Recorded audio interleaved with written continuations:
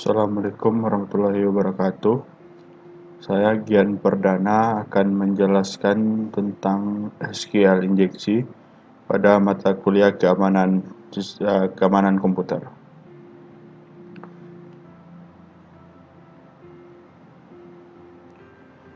SQL injeksi merupakan salah satu metode hacking yang berbahaya karena dapat mengakses database.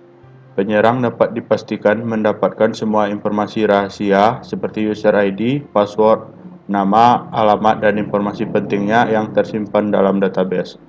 Berdasarkan laporan keamanan yang dikeluarkan oleh Paracode, 32% dari aplikasi web paling tidak memiliki satu kerentanan SQL injeksi. Berdasarkan Open Web Application Security Project, OWASP, SQL injeksi merupakan ancaman nomor 1 terhadap keamanan aplikasi web. Dan berdasarkan laporan yang dikeluarkan oleh Badan Siber dan Sandi Negara melalui Voluntary Vulnerability Disclosure Program pada Januari sampai dengan April 2019, 73% dari laporan kerentanan yang diterima merupakan kerentanan SQL injeksi.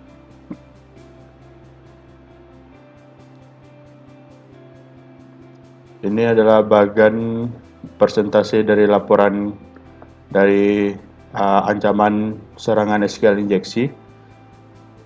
Selanjutnya yaitu dampak yang disebabkan oleh SQL injeksi. Yang pertama yaitu melakukan bypass terhadap mekanisme autentikasi, yaitu penyerang memungkinkan untuk masuk ke dalam aplikasi dengan hak akses administratif tanpa menggunakan username dan password yang valid. Yang kedua yaitu melakukan modifikasi data, yaitu penyerang dapat melakukan perubahan terhadap konten data yang tersimpan dalam database.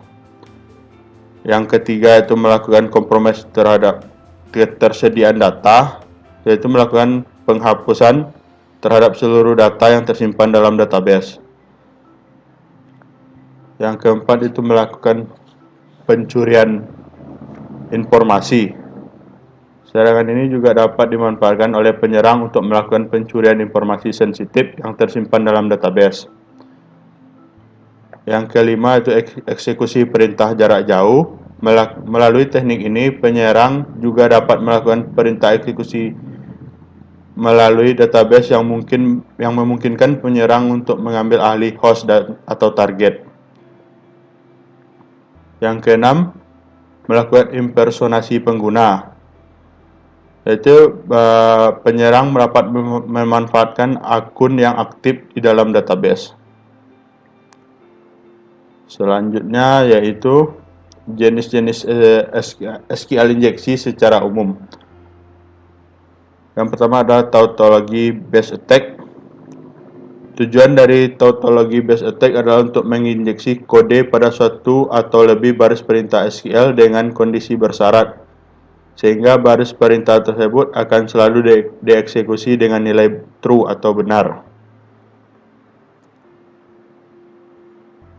Dengan syarat sintak kondisional bersyaratnya yaitu where, kayak select program where itu. Selanjutnya yang kedua yaitu query ilegal. Serangan ini memungkinkan penyerang untuk memperoleh informasi mengenai tipe dan struktur dari backend basis data dari sebuah aplikasi berbasis web. Yang ketiga yaitu union query. Penyerang melakukan eksploitasi terhadap parameter yang rentan untuk mengubah dataset yang dikembalikan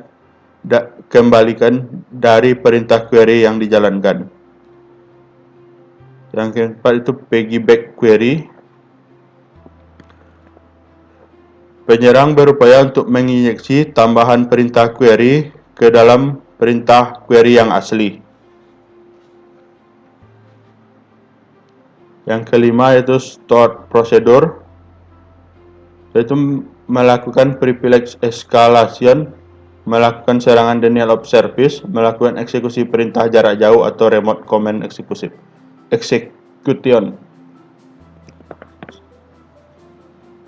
Yang ke-6 yaitu inference. Pada teknik ini, penyerang melakukan modifikasi terhadap perintah query yang menyusun kembali ke dalam bentuk aksi yang dieksekusi berdasarkan jawaban atas perintah benar atau salah mengenai nilai data yang tersimpan di dalam database. Yang ketujuh, alternative encoding. Teknik ini dilakukan untuk memodifikasi teks yang diinjeksi dengan tujuan untuk menghindari deteksi oleh mekanisme defensif dari teknik pemrograman yang juga merupakan mekanisme penanganan otomatis terhadap serangan SQL injeksi.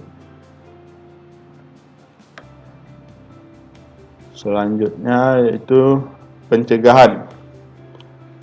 Ada beberapa teknik untuk melakukan pencegahan dalam SQL untuk mencegah serangan SQL injeksi. Yang pertama itu menggunakan parameterized SQL query. Ditujukan agar database dapat membedakan mana yang merupakan SQL statement dan mana yang merupakan data yang diinputkan oleh pengguna.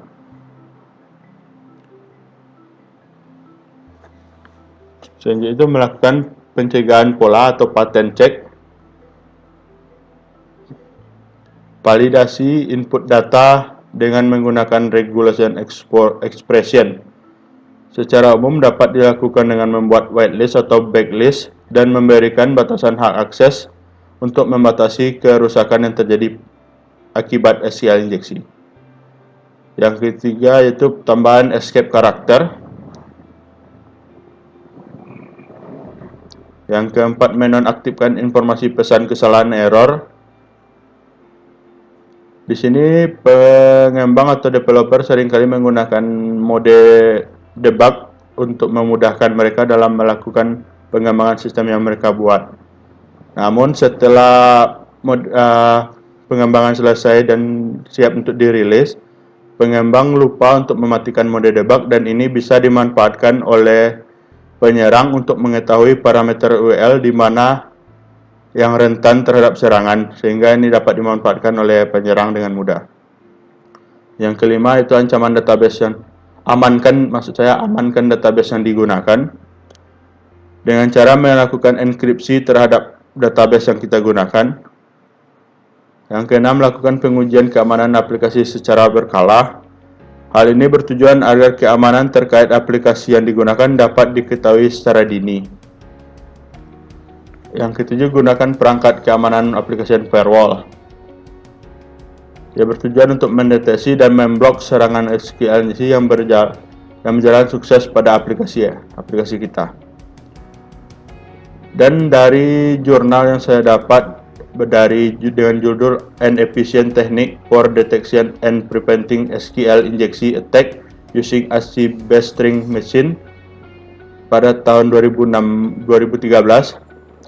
Ada tambahan teknik filtrasi yang dapat digunakan untuk mencegah atau mendeteksi SQL injeksi, yaitu malicious code detector, constraint validation, query length validation, dan text based generator.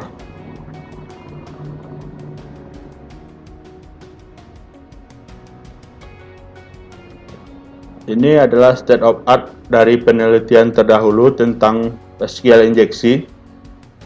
Yang pertama ada dengan judul An Efficient Technique for Detecting and Prevention of SQL Injection Attack Using ASCII-Based String Machine pada tahun 2012, di mana hasilnya teknik ini mampu mengidentifikasi dengan benar mana serangan SQL sebagai SQL injeksi, sementara mengizinkan semua query yang sah untuk dilakukan. Yang kedua, jurnal yang berjudul Menangkal Serangan SQL Injeksi dengan Parameterized Query. Hasilnya itu halaman autentikasi merupakan salah satu gerbang serangan SQL injeksi. Yang ketiga yaitu pengujian dan analisis keamanan website terhadap serangan SQL injeksi, dengan hasil menerapkan aturan store atau rule untuk melihat adanya kemungkinan serangan SQL injection. Selanjutnya, analisa serangan SQL injeksi menggunakan SQL map. Dengan hasil diperlukannya kesadaran developer untuk memastikan keamanan sistem yang mereka kembangkan. Selanjutnya, a classification of SQL injection attack and countermeasure menghasilkan menyajikan survei dan perbandingan setiap teknik pendeteksi SQL injection, menentukan teknik mana yang bisa menangkal berdasarkan jenis serangan. Terakhir yaitu jurnal dengan judul Sistem Pendeteksi dan Pencegahan Serangan SQL Injeksi dengan Penghapusan Nilai Atribut Query SQL dan Honeypot. Di sini hasilnya yaitu menghasilkan algoritma yang sudah berjalan dengan baik sehingga dapat mendeteksi SQL injeksi dan tidak memberatkan sistem. Mungkin hanya itu yang dapat saya sampaikan tentang SQL injeksi. Lebih dan kurang mohon maaf. Assalamualaikum warahmatullahi wabarakatuh.